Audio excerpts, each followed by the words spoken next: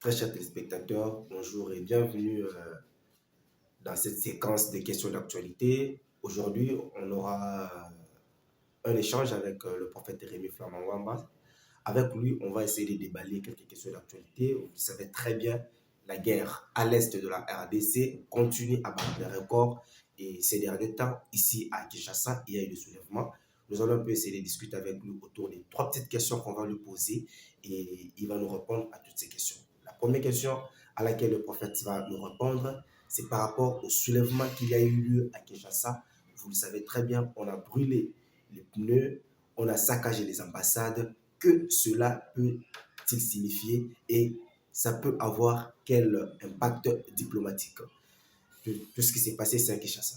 Et deuxièmement, qu'est-ce que la RDC peut faire pour mettre fin à la guerre au niveau de sa partie Est? Et troisièmement, pourquoi on accuse les Occidentaux de soutenir la rébellion du 1-23? Voilà les trois questions auxquelles le prophète Rémi Flamand Wamba va nous répondre. Ah, Monsieur Joël, merci beaucoup pour vos trois préoccupations. Je commence d'abord par la première motivation, et qui est votre première question. À mon niveau, ça selon moi, mon point de vue, je vois que cette jeunesse, c'est un bon signe. C'est le signe du patriotisme, parce qu'on n'a pas poussé aux jeunes de sortir, mais d'une façon spontanée, quand ils ont appris les choses qui ne vont pas à l'Est. C'est une bonne motivation. Mais on ne va pas s'arrêter là-bas. C'est vrai, il faut les encourager d'abord par rapport à ces premiers pas passés. C'est l'une des méthodes, c'est l'une des méthodes de la pression. Mais ça n'aura pas tellement les impacts. Qu'est-ce qu'il faut? Pour changer les choses, nous devons aller aussi jusqu'à toucher les intérêts de tous ces pays, de toutes ces grandes puissances qui se cachent derrière le Rwanda. Toucher leurs intérêts qui se trouvent dans notre pays. Dès qu'on va toucher leurs intérêts, les lignes vont bouger. Ça, c'est la première chose que vous venez d'évoquer. Mais il faut toujours encourager cette jeunesse de ces premiers pas qu'ils ont fait pour montrer qu'il y a déjà un éveil patriotique. Deuxième préoccupation est par rapport à que vous venez de dire concernant comment nous pourrons finir notre guerre à l'Est. Mais c'est Joël, laisse-moi vous dire une chose.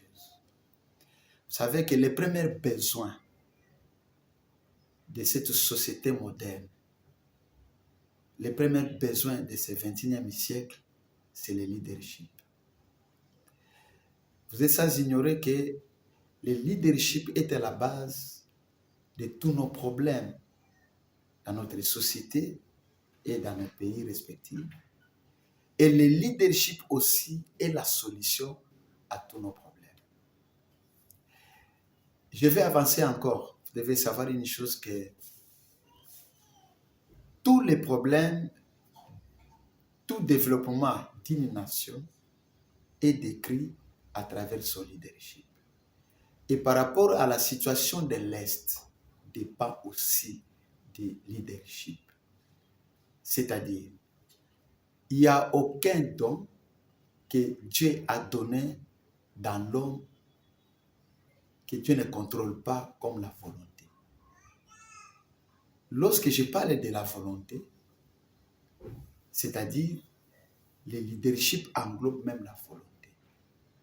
Tout commence d'abord, par conscience historique, collective ainsi qu'individuelle.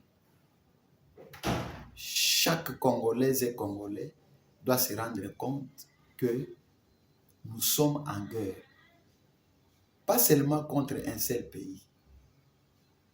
C'est vrai, nous parlons souvent seulement du Rwanda, mais Ouganda aussi est l'un de nos ennemis farouches. Donc, si nous-mêmes, nous puissions revoir notre leadership, la guerre prendra fin. Aucun Occidental vient sans passer par un Congolais. C'est un problème aussi de leadership. Donc, là où il y a la volonté, il y a la conscience ainsi que la volonté, en tout cas, je vous garantis que la guerre va finir à l'Est. Et ça finira un jour. Aucun problème sur la terre est resté éternel. Nous croyons qu'un jour, la guerre prendra fin. Quel que soit le temps où ça a pris, où ça prendra.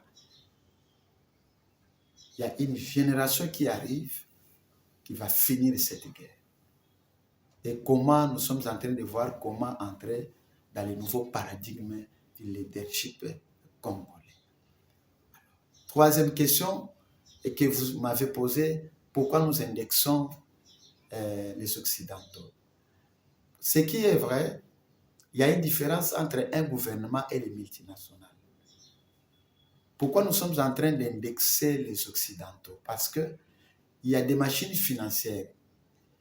Ce sont des multinationales qui soutiennent aussi le gouvernement des Occidentaux, qui sont à la base de la guerre à l'Est. Ce sont les Occidentaux qui utilisent le Rwanda, l'Ouganda ainsi que les autres pays limitrophes en fait de nous faire la guerre. Dernièrement, je venais de suivre M. Kagame lui-même, il a dit que c'est vrai, les minerais sortent du Congo, ça passe dans mon pays, mais ça ne reste pas dans mon pays. Ça va à Tel Aviv, ça va en Belgique, ça va en Russie, ça va en France, etc.